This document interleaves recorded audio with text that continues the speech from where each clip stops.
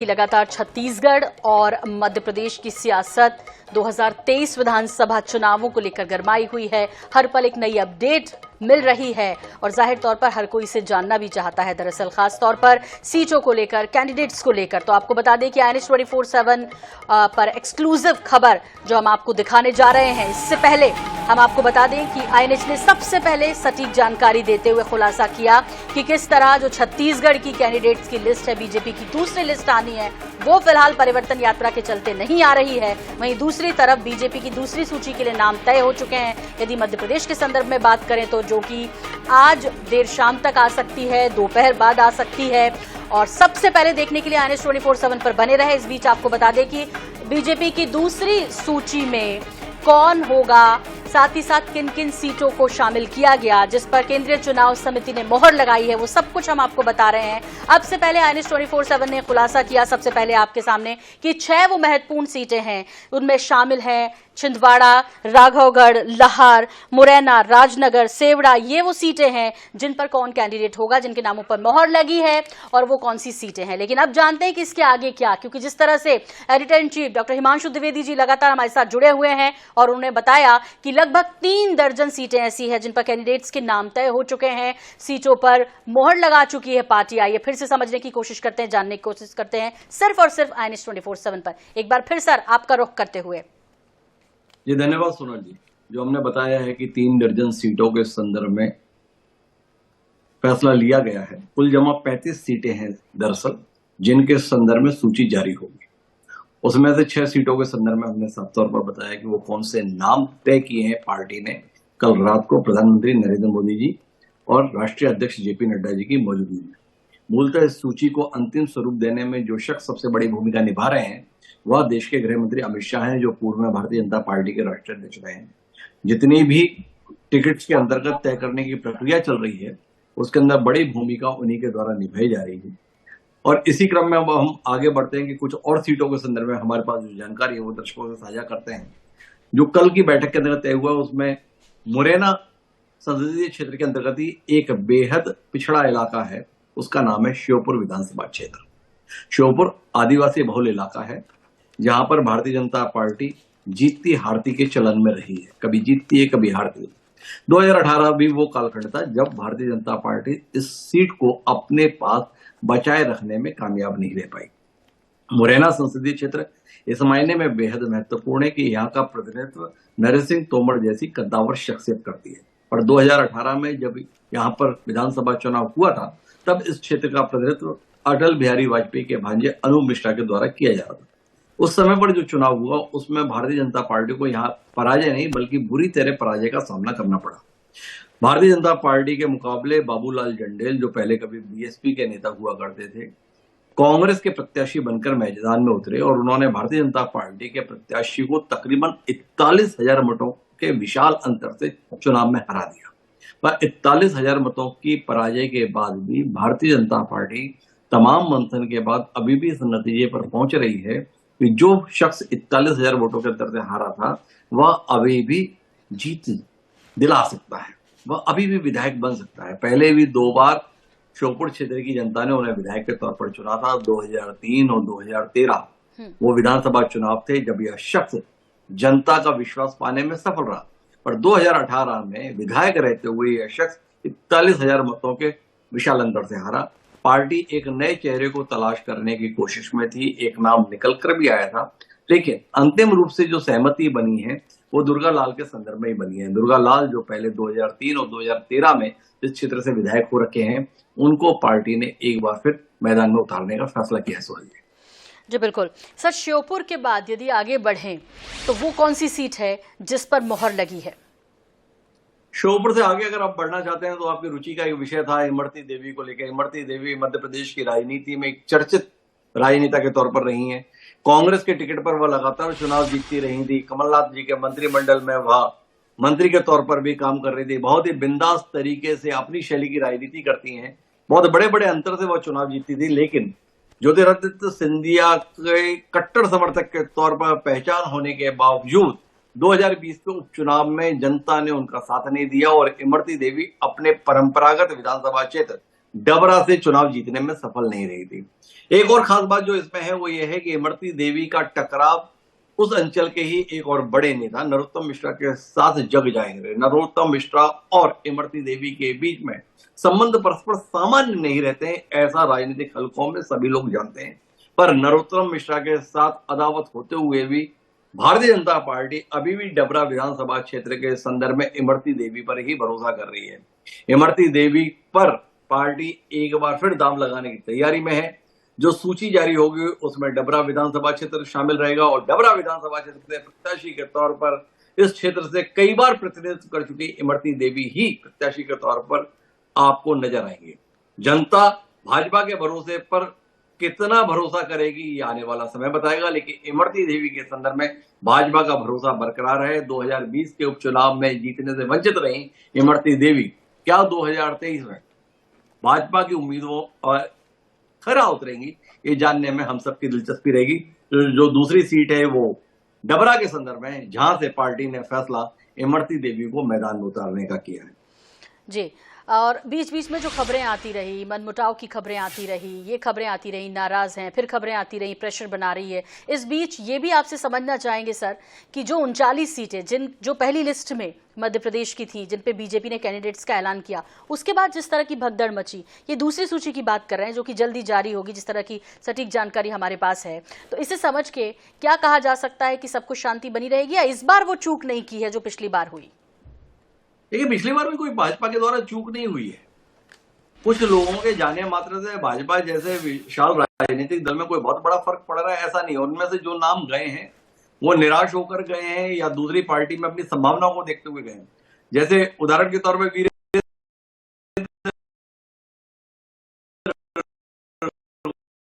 रघुवंशी जो कोलारस के विधायक थे, तो वो कोलारस में स्वयं जो ये नया विधानसभा क्षेत्र ढूंढ रहे हैं। शिवपुरी विधानसभा क्षेत्र से वो चुनाव लड़ने की तैयारी में है। शिवपुरी से भारतीय जनता पार्टी की कद्दावर नेता यशोधरा राजे सिंधिया कई बार से लगातार चुनी जाती रही है।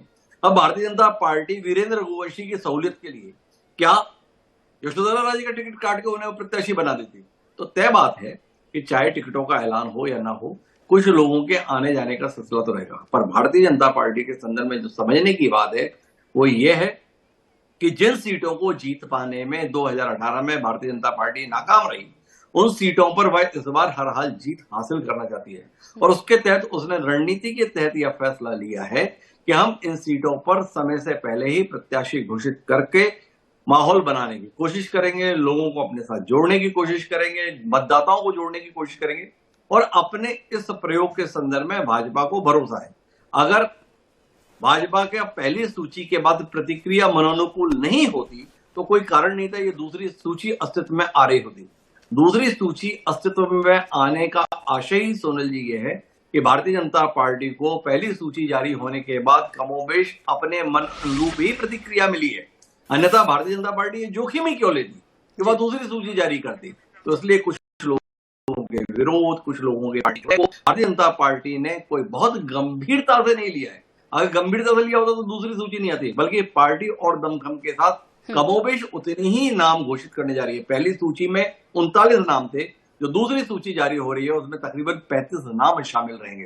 तो अगर 35 नाम भारतीय जनता पार्टी चुनाव आचार संहिता ने या चुनाव कार्यक्रम की घोषणा होने से जारी कर रही है, इसका मतलब है कि पहली सूची की प्रतिक्रिया से पार्टी बिल्कुल ठीक। और सर, जैसे कि मैसेज भी था प्रदेश में कि नहीं, ज्योतिरादित्य सिंधिया उनके समर्थकों की नहीं सुनी जाएगी, लेकिन ऐसा नहीं है। रघुराज कंसाना जी और जब इमरती देवी की तरफ देखते हैं तो ये स्पष्ट संकेत मिल रहे हैं कि नहीं, सब कुछ साथ मिलके आगे बढ़ रही है बीजेपी।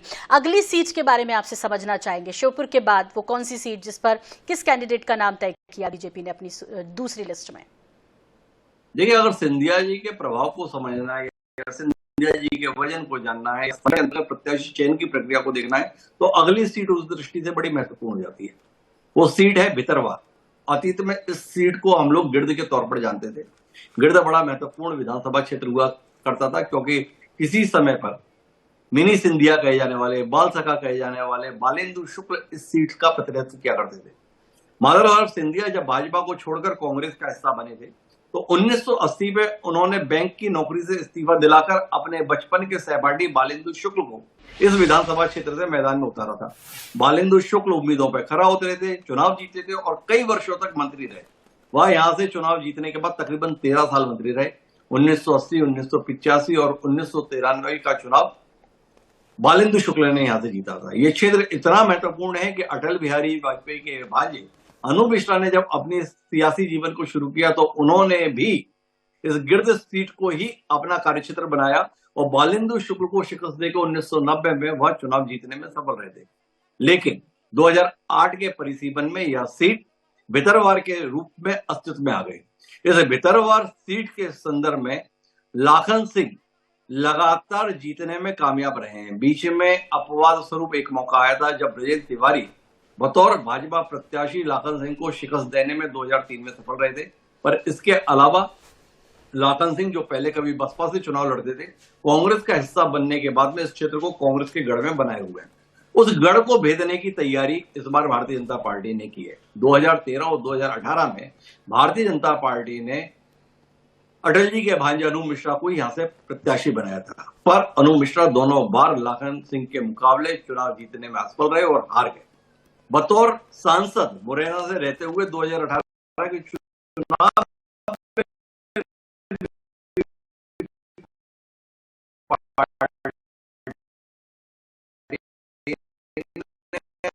अनु मिश्रा को मैदान में उतारा था, पर पार्टी सफल नहीं रही। अनु प्रत्याशी चयन के संदर्भ में नाम तय किया है, वह सिंधिया के साथ भाजपा का हिस्सा बने। यह वह शख्स है जिसने बतौर जिलाध्यक्ष कभी माधवराव सिंधिया और बाद में ज्योतिरादित्य सिंधिया के साथ इस क्षेत्र में लगातार काम किया। इस क्षेत्र में उनके जनाधार को हमेशा ही स्वीकारा गया, लेकिन पार्टी के स्तर पर उम्मीदवार के तौर पर कांग्रेस ने कभी लाखन सिंह के मुकाबले इस शख्स को वरीयता नहीं दी। लेकिन भाजपा को अंगीकार करते हुए कांग्रेस छोड़ने का जो फैसला इस शख्स ने किया था, उस पर भाजपा के नेतृत्व ने भरोसा जताया है और भारतीय जनता पार्टी ने इस सीट के संदर्भ में मोहन सिंह राठौर को उतारने का फैसला किया है। जब इस सीट पर आप देखेंगे, जब सूची आएगी, तो मोहन सिंह राठौर का नाम भितरवार से प्रत्याशी के तौर पर आपको अंकित दिखाई देगा। मोहन सिंह राठौर का प्रत्याशी होना एक बार फिर यह जाहिर करता है कि नरेंद्र सिंह तोमर और ज्योतिरादित्य सिंधिया के बीच में जुगलबंदी है।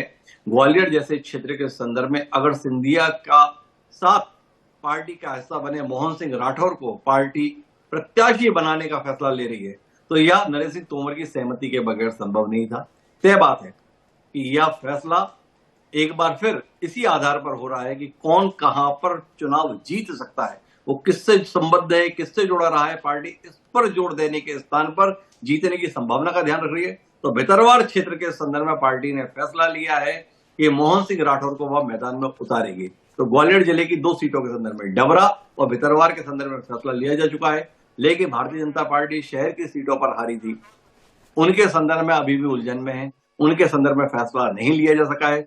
जब सूची जारी होगी तो ग्वालियर शहरी क्षेत्र की सीटों के संदर्भ में आपको नाम दिखाई नहीं देगा। जी बिल्कुल। और अब अगली सीट का रुख करेंगे, लेकिन इसके पहले आगे बढ़े हम जनता को एक बार फिर से बताना चाहेंगे कि जिस तरह की जानकारी मिल रही है और सटीक जानकारी जो कि editor in chief doctor Himanshu Dwivedi लगातार साझा कर रहे हैं, मध्य प्रदेश की दूसरी लिस्ट बीजेपी कैंडिडेट की आने वाली है, इसे लेकर श्योपुर से दुर्गा लाल जी पर विश्वास जताया है। इनका नाम लगभग तय माना जा रहा है, मोहर लग चुकी है। सूची का इंतजार है। डबरा से इमरती देवी जो कि चुनाव मैदान में उतरेंगे बीजेपी की तरफ से। वहीं भितरवार की बात करें तो मोहन सिंह राठौर होंगे कैंडिडेट बीजेपी के। ये लिस्ट जो कि किसी भी समय जारी हो सकती है, लेकिन सबसे पहले और लिस्ट जारी होने से पहले INS 24/7 ये आप तक जानकारी पहुंचा रहा है। और अब जानने की कोशिश करते हैं कि अगली वो कौन सी शिफ्ट है, माफ कीजिए, लिस्ट है जिस पर की मोहर लगाई है केंद्रीय चुनाव समिति ने। आइए फिर से रुख कर लेते प्रधान संपादक डॉक्टर हिमांशु द्विवेदी जी का। जी सर। जो हम बात कर रहे हैं कि जीत की संभावना महत्वपूर्ण है, तो उसी में एक सीट है करेरा क्षेत्र से विधानसभा में पहुंचे थे 2018 में जसवंत जाटव। जो लोग कमलनाथ की सरकार से नाराज होकर ज्योतिरादित्य सिंधिया के साथ भाजपा का हिस्सा बने थे, उनमें से जसवंत जाटव भी एक थे। जसवंत जाटव को पार्टी ने उपचुनाव में मैदान में उतारा था, लेकिन जसवंत जाटव चुनाव जीत पाने में सफल नहीं रहे। उनके मुकाबले में बसपा से कभी होते हुए कांग्रेस में पहुंचे प्रागीलाल जाटव चुनाव जीतने में सफल रहे थे और जसवंत जाटव हारे नहीं थे। बहुत बुरी तरीके से हारे थे। तकरीबन 30,000 मतों के विशाल अंतर से प्रागीलाल जाटव ने उन्हें चुनाव हराया था। भाजपा नेतृत्व इस नतीजे पर पहुंचा है कि जसवंत जाटव अभी भी मतदाताओं का भरोसा जीत पाने में कामयाब नहीं रहेंगे, इसलिए जसवंत जाटव को दोबारा मौका नहीं देना चाहिए। तो जिस तरीके से पार्टी ने गोहद से रणवीर जाटव के संदर्भ में भरोसा नहीं किया, वैसे ही पार्टी करेरा के संदर्भ में जसवंत जाटव पर भरोसा नहीं कर पा रही। पार्टी प्रागीलाल जाटव के मुकाबले एक नए नाम को लेकर आ रही है। रमेश खटीक वो नाम बताया जा रहा है। हम थोड़ा सा इसके संदर्भ में स्पष्टता को लेकर असमंजस में है कि वो रमेश खटीक या राजकुमार खटीक है, लेकिन जसवंत जाटव वो नाम नहीं है। इसके संदर्भ में भी पार्टी ने फैसला लिया है। तो सिंधिया जी के साथ आए हुए रघुराज कंषाना मुरैना में चुनाव हारने के बाद भी पुनः प्रत्याशी बनाए गए। इसलिए बनाए गए हैं कि पार्टी को लगता है अभी भी मुरैना में वह सबसे मजबूत प्रत्याशी हैं। डबरा से ताल्लुक रखने वाली इमरती देवी 2020 का उपचुनाव हार गई, पर इसके बावजूद भी पार्टी को लगता है कि वही वहां पे सबसे मजबूत प्रत्याशी हो सकती हैं। तो इमरती देवी पर भरोसा किया है। पर करेरा के संदर्भ में जसवंत जाटव पर पार्टी भरोसा नहीं कर पाई है। 2020 का चुनाव 30,000 मतों के अंतर से हारने वाले जसवंत जाटव इस बार भी पार्टी की तरफ से मैदान में नहीं उतर पाएंगे और वो विधानसभा में नहीं पहुंच पाएंगे। जी बिल्कुल। करेरा के बाद सर, करेरा के बाद हम वापस छिंदवाड़ा की ओर रुख करते हैं। बड़ा महत्वपूर्ण है छिंदवाड़ा, क्योंकि छिंदवाड़ा की सारी सीटें 2018 में पार्टी हार गई थी जी। कमलनाथ का जादू ऐसा चला कि छिंदवाड़ा में पार्टी कहीं पर भी जीत पाने में सफल नहीं रही थी। इसीलिए मैंने बताया कि इन्होंने छिंदवाड़ा को आकांक्षी जिले के रूप में शामिल किया हुआ है। तो आकांक्षी जिले के अंतर्गत जो काम चल रहा है उसी के अंतर्गत पार्टी ने अमरवाड़ा के संदर्भ में फैसला लिया है, और अमरवाड़ा के संदर्भ में जो फैसला है वो एक नए चेहरे के तौर पर है। अमरवाड़ा के संदर्भ में, अमरवाड़ा में 10,000 मतों के अंतर से 2018 का चुनाव प्रेम नारायण ठाकुर हारे थे। तीसरे नंबर पर रहे थे प्रेम नारायण ठाकुर, दूसरे नंबर पर मनमोहन भट्टी रहे थे जो जीजीपी से ताल्लुक रखते हैं। ऐसी बुरी पराजय का सामना पार्टी को करना पड़ा था। पार्टी एक नए नाम के साथ में जाने की तैयारी में है। महिला पर भरोसा करने का पार्टी ने मन बनाया है, और उसके तहत कामिनी शाह वो नाम है जिस पर पार्टी भरोसा करेगी कमलेश शाह के मुकाबले में। तो ये कुल मिलाकर जानकारी हमारे अनुसार है इस संदर्भ में। जी बिल्कुल सर, अमरवाड़ा के बारे में थोड़ा सा दर्शकों को क्लियर करेंगे। ये शाह जैसे आमने सामने दो शाह होंगे, इससे लेकर थोड़ी सीट के संदर्भ में आपसे विस्तार से जानकारी चाहेंगे।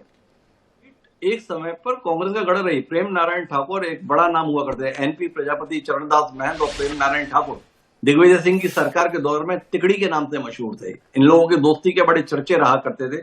प्रेम नारायण ठाकुर एक बड़ा कद्दावर नाम हुआ करता था, लेकिन बाद में वो पार्टी से उनका मोह भंग हुआ, कांग्रेस से वो भाजपा का हिस्सा बने। लेकिन भाजपा का हिस्सा बनने के बाद वह जनता का भरोसा जीत पाने में कामयाब नहीं रहे। तो अमरवाड़ा एक आदिवासी सीट है, आदिवासी बहुलता वाला जिला है। गोंडवाना गणतंत्र पार्टी की भी इस सीट पर बड़ी भूमिका रहती है। जो मनमोहन भट्टी हैं वो भी एक बार यहां से चुनाव जीत पाने में सफल रहे थे। तो उस सीट को जीतने की हसरत भाजपा की। मैंने फिर बताया कि आकांक्षी जिले में शामिल है। स्वयं वीडी शर्मा जो प्रदेश अध्यक्ष हैं वो इस सीट छिंदवाड़ा के संदर्भ में व्यक्तिगत रूप से ध्यान रखते हैं। शिवराज सिंह ध्यान रखते हैं, नरेंद्र सिंह तोमर की प्राथमिकता में, यहां तक कि प्रहलाद पटेल की भी हसरत है कि छिंदवाड़ा में एक बार वह कमलनाथ को सीधे तौर पर पराजित करें, क्योंकि वह भी कमलनाथ के खिलाफ मैदान में उतर चुके हैं 2004 के चुनाव में। लेकिन कुल मिलाकर पार्टी एक नए नाम पे भरोसा कर रही है, एक महिला पे भरोसा कर रही है। वो नाम कामिनी शाह के रूप में रहेगा जब सूची जारी होगी।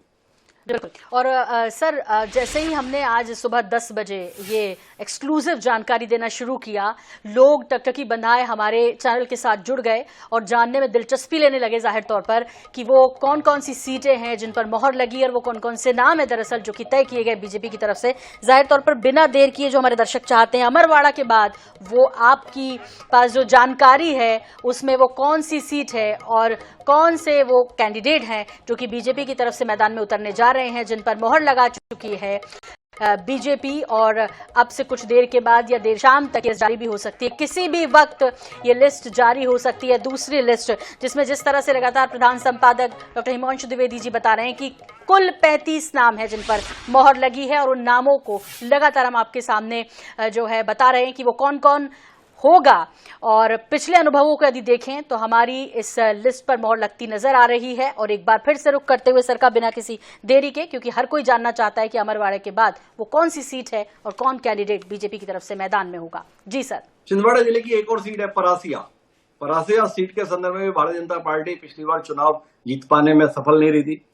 कांग्रेस की ओर से सोहनलाल बाल्मीकि थे जिन्होंने भाजपा प्रत्याशी ताराचंद बावरिया को मैदान में शिकस्त दी थी। तकरीबन 12,000 मतों से ताराचंद बावरिया चुनाव हार गए थे। वो हार भाजपा बर्दाश्त नहीं कर पाई और ताराचंद बावरिया से पार्टी का भरोसा उठ गया है। पार्टी परासिया में एक नए चेहरे पर भरोसा करने जा रही है। देखिए, दो बड़ी महत्वपूर्ण बातें हैं कि एक तो किसी नेता की पसंद को भाजपा का शीर्ष नेतृत्व या प्रदेश नेतृत्व मायने नहीं दे रहा है। वह कुल मिलाकर जमीनी स्थिति पर कौन मजबूत स्थिति में, इसी को ध्यान में रखते हुए प्रत्याशी चयन कर रहा है, साफ दिख रहा है। दूसरा, भाजपा इस बात से गुरेज नहीं करेगी कि आप पिछला चुनाव बड़े अंतर से हारे या छोटे अंतर से हारे। अगर अभी भी आपकी जमीन पर पकड़ है तो 40,000 वोटों से हारने वाले दुर्गा लाल को मैदान में उतारने से पार्टी संकोच नहीं कर रही है। और अगर पार्टी को भरोसा नहीं हो रहा है कि आप जमीन पर मजबूती के साथ हैं, तो 12,000 मतों के अंतर से हारने वाले ताराचंद बावरिया को पार्टी एक बार फिर मौका देने के लिए तैयार नहीं है। अब ये पार्टी का आकलन कितना सही है या तो जब मतदान के बाद परिणाम आएंगे तभी पता चलेगा। पर अभी पार्टी किसी भी बंधन में बंद कर फैसला नहीं ले रही है कि आप 40,000 से हार गए तो हम विचार नहीं करेंगे। जैसे पार्टी कांग्रेस के संदर्भ में खबर आ रही है कि जो 20,000 के ज्यादा मतों से अंतर से हारे हैं, पार्टी उन्हें मौका नहीं देगी। जो लोग छत्तीसगढ़ के संदर्भ में पिछले चुनाव में हार गए हैं तो पार्टी उन्हें नहीं देगी। भाजपा ऐसे हार जीत के फार्मूले पर नहीं, बल्कि जमीनी स्थिति को भांपते हुए अपनी समझ के अनुसार फैसले ले रही है। तो परासिया के संदर्भ में एक नए प्रत्याशी ज्योति के रूप में वो नाम है जिसको मैदान में उतारा जा रहा है। बहुत अधिक जानकारी तो हमारे इस प्रत्याशी के संदर्भ में नहीं है, लेकिन वो नाम ज्योति है जो मैदान में होंगी। परासिया विधानसभा क्षेत्र से भाजपा के द्वारा जो सूची जारी होगी उसमें परासिया से जो नाम अंकित होगा प्रत्याशी के तौर पर वो ज्योति का होगा। ये हमारी जानकारी। जी बिल्कुल सर। अगली सीट के संदर्भ में अगर पढ़ते हैं तो हम उदयपुरा की ओर चलते हैं। उदयपुरा विधानसभा क्षेत्र से भी भारतीय जनता पार्टी 2018 में चुनाव हारने में सफल नहीं रही थी। जो एक महत्वपूर्ण बात सुनील जी समझने की वो ये है कि पार्टी अधिकांश उन सीटों के संदर्भ में फैसले ले रही है जो आरक्षित वर्ग में आती है। खासतौर पर अनुसूचित जाति जनजाति के लिए जो आरक्षित सीट है उस सीट के संदर्भ में, एसटी सीटों के संदर्भ में पार्टी जो है प्रत्याशी समय से पहले घोषित कर रही है, क्योंकि पार्टी को 2018 में इन सीटों पर ही अधिकांश जगहों पर पराजय का सामना करना पड़ा था। कुछ सामान्य सीटों पर भी फैसला लिया जा रहा है, पर अधिकांश आप देखें तो आरक्षित वर्ग के लिए जो सीटें हैं उन पर पार्टी प्रत्याशी चयन की प्रक्रिया में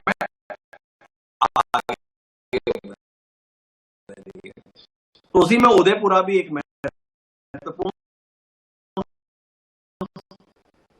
विधानसभा क्षेत्र है जहां भाजपा की उम्मीदों पर खरा नहीं उतरे और इस बार भाजपा उनके साथ उम्मीद बांधने के लिए तैयार नहीं है। इसलिए उदयपुरा से भी भारतीय जनता पार्टी नया चेहरा मैदान में देने की तैयारी में है और जो नाम पार्टी ने उदयपुरा के संदर्भ में तय किया है वो नाम मनोज पटेल का है। मनोज पटेल वो नाम रहेगा जो उदयपुरा विधानसभा क्षेत्र से मैदान में आपको दिखाई देगा। जी बिल्कुल। वैसे सर, जिस तरह से आप बता रहे हैं कि पार्टी ने सिर्फ एक ही जो है मापदंड रखा है इन कैंडिडेट्स को तय करते वक्त, और ये है जीत का मापदंड, जीतना चाहिए। बाकी पिछली बार भी यदि बड़े अंतर से हारे कोई फर्क नहीं पड़ता, कितने जमीन पर काम किया। जैसे अभी आपने कहा कि रिजर्व सीटों पर ज्यादा फोकस किया है और उन्हीं के नाम पहले जो है कैंडिडेट्स पर उन पर मोहर लगी है। सर, रिजर्व से ध्यान आया कि कांग्रेस और बीजेपी दोनों ने मध्य प्रदेश में इस वर्ग को लुभाने की भरपूर कोशिश की। अभी आपने संवाद कार्यक्रम किया NH 24/7 का, उस विशेष कार्यक्रम के माध्यम से जो आपने पूरे प्रदेश की परिक्रमा की है, क्या नजर आया सर? वाकई में ये तस्वीर बदलेगी जो 2018 में थी? उम्मीद की जानी चाहिए बीजेपी को इससे? दोनों पार्टियां अपनी तरफ से मुकाबला करने की कोशिश कर रही है, तो इसलिए एक अच्छा चुनावी परिदृश्य देखने को मिलेगा। प्रदेश के संदर्भ में इससे इंकार नहीं है। दोनों पार्टियों में जो भी दमखम हो सकता है उसके अनुसार वो मैदान में उतर रही है और कांग्रेस का कहीं ना कहीं वजूद है, तभी तो भारतीय जनता पार्टी इतनी जल्दी प्रत्याशी दे रही है। तो कुल मिलाकर एक दिलचस्प मुकाबला है, कड़ा मुकाबला है और उसमें भारतीय जनता पार्टी 2018 के अनुभव से सबक लेते हुए कुछ नया करने की कोशिश में है। जब हम ग्वालियर में संवाद कर रहे थे नरेंद्र सिंह तोमर जी के साथ में, तो नरेंद्र सिंह तोमर जी ने इसे नवाचार का नाम दिया था कि समय के साथ सोच में परिवर्तन आता है और उसी के तहत नवाचार करना भाजपा का स्वभाव है। तो समय से पहले प्रत्याशी चयन की जो प्रक्रिया को हम अंजाम दे रहे हैं, ये हमारे नवाचार के तौर पर है। तो इस नवाचार को जनता किस तरीके से स्वीकार करती है, ये आने वाले समय में पता चलेगा।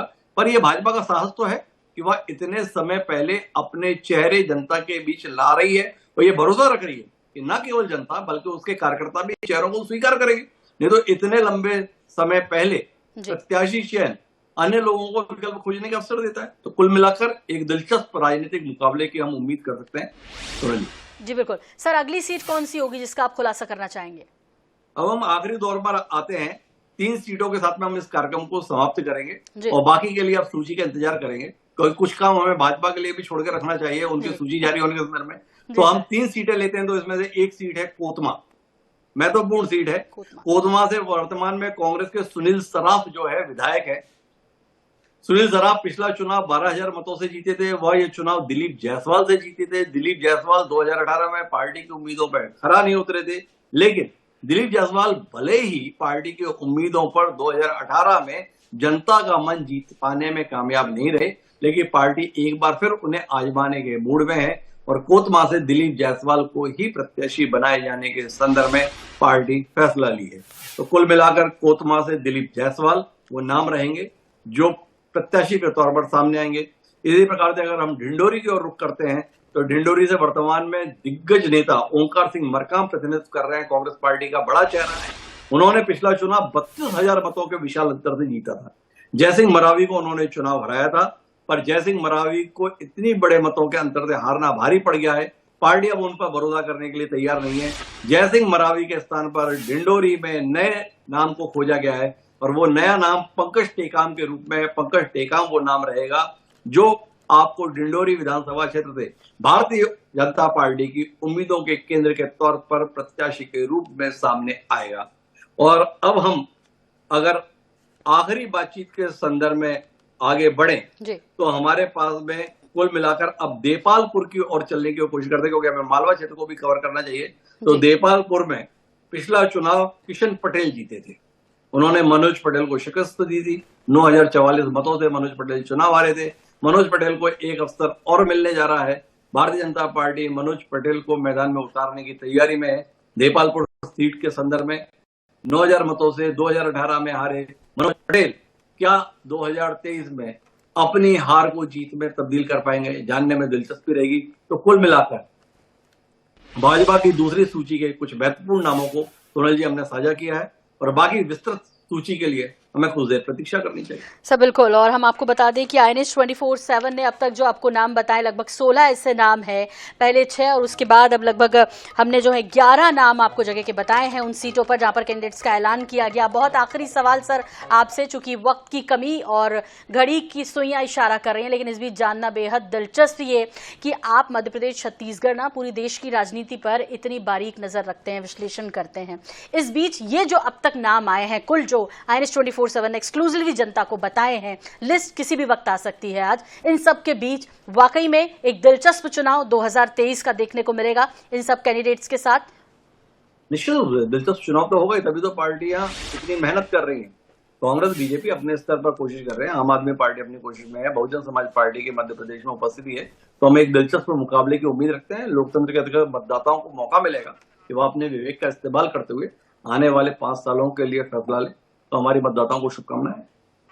जी बहुत बहुत शुक्रिया सर हमसे हमारे साथ जुड़ने के लिए और एक्सक्लूसिव जानकारी हमारे दर्शकों तक पहुंचाने के लिए, INS 24/7 तक पहुंचाने के लिए। तो मध्य प्रदेश की सियासत से बड़ी खबर इस वक्त की INS 24/7 पर एक्सक्लूसिव खबर। सूची आएगी, लेकिन इससे पहले कौन कौन होगा सूची में और किन किन नामों पर लगी है मोहर, ये प्रत्याशियों के नाम, संभावित प्रत्याशियों के नाम। लेकिन हम आपको बता दें कि लगातार INS 24/7 इस मामले में आगे रहा है सटीक जानकारियां देने के नाम पर, और पहले भी हमारी लिस्ट पर मोहर लग चुकी है। एक बार फिर से संभावित प्रत्याशियों के नाम जो कि इस वक्त आप टीवी स्क्रीन पर देख रहे हैं, और ये करेरा से रमेश खटीक पर विश्वास जताएगी पार्टी।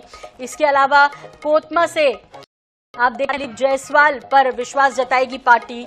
मध्य प्रदेश भाजपा की संभावित दूसरी लिस्ट जो कि किसी भी वक्त जारी कर सकती है बीजेपी। उससे पहले सबसे पहले INS 24/7 पर ये एक्सक्लूसिव कैंडिडेट्स के नाम। पंकज टेकाम देख पा रहे हैं आप, कामिनी शाह पर अमरवाड़ा से विश्वास जताएगी पार्टी, उनके नाम पर कल जो मीटिंग हुई है केंद्रीय चुनाव समिति की, उनके नाम पर मोहर लगी है सबसे पहले, और ये एक्सक्लूसिव जानकारी INS 24/7 के पास है।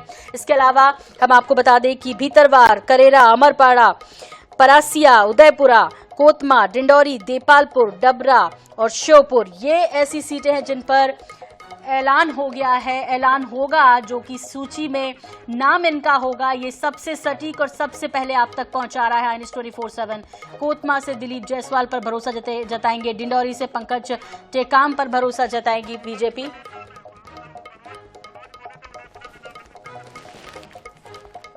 और इस बीच आपको बता दें कि शिवाजी पटेल होंगे उम्मीदवार उदयपुरा से, तो शिवाजी पटेल होंगे उम्मीदवार उदयपुरा से। ये एक्सक्लूसिव जानकारी आप तक पहुंचा रहा है INS 24/7।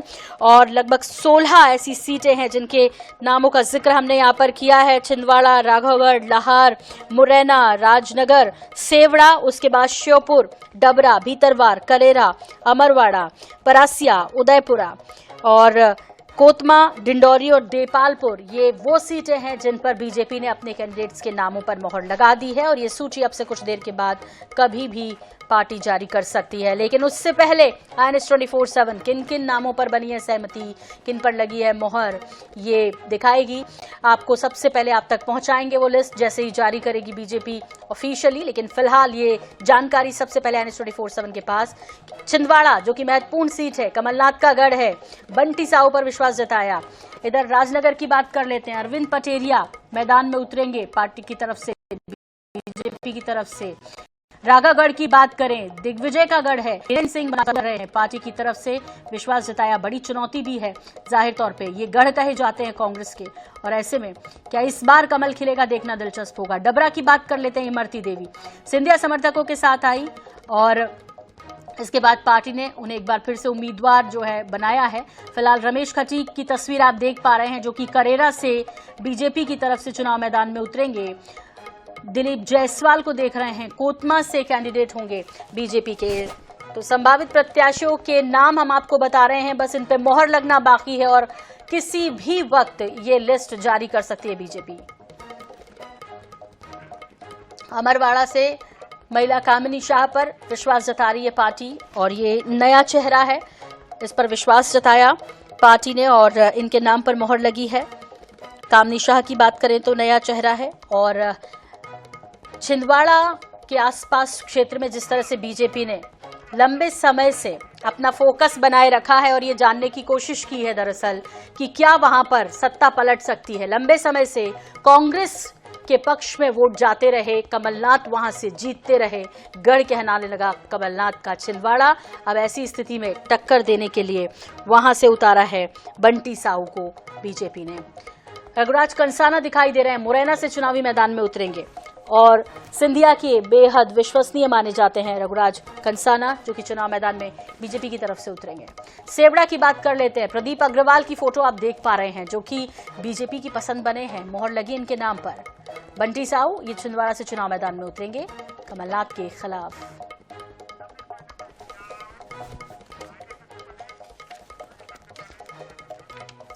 तो INS 24/7 पर सटीक और